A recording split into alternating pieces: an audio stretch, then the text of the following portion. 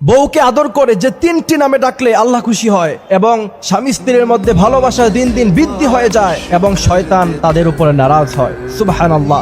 বউকে আদর করে এই 3টি নামে সবসময় ডাকবেন। আল্লাহ রাসূল সাল্লাল্লাহু আলাইহি ওয়াসাল্লাম আম্মা জানা আয়েশা রাদিয়াল্লাহু তাআলা আনহাকে এই 3টি নামে তিনি কিন্তু ডাকতেন। আমার ভাইয়েরা, আজকে বিয়ে হওয়ার পরে মডার্ন যুগ, স্ত্রীকে জান বলে ডাকে, তারপর আর কি যেন বেবি বলে ডাকে, অথচ আল্লাহ রাসূল সাল্লাল্লাহু আলাইহি ওয়াসাল্লাম একজন স্বামী হিসেবে ছিলেন সবচাইতে ভালো স্বামী। আম্মা জানা আয়েশা রাদিয়াল্লাহু তাআলা আনহা বলতেন, আল্লাহ রাসূল সাল্লাল্লাহু আলাইহি ওয়াসাল্লাম আমাদেরকে যে ভালোবাসা, যে মহব্বত দিয়েছেন, পৃথিবীর কোন স্বামী তার স্ত্রীকে এত বেশি ভালোবাসতে পারে বলে আমার কাছে মনে হয় না। আম্মা জানা আয়েশা রাদিয়াল্লাহু তাআলা আনহা বলছেন, আল্লাহ রাসূল সাল্লাল্লাহু আলাইহি ওয়াসাল্লাম আমাকে প্রথমে ডাকতেন হুমায়রা বলে। হুমায়রা শব্দের অর্থ হচ্ছে লাল ধরনের একটা দামি পাখি। দ্বিতীয় নম্বরে আপনি চাইলে আপনার স্ত্রীকে তার বাবার নাম ধরে ইবনাতুন শব্দ লাগিয়ে আপনি আপনার স্ত্রীকে ডাকতে পারেন। তৃতীয় নম্বরে আল্লাহ রাসূল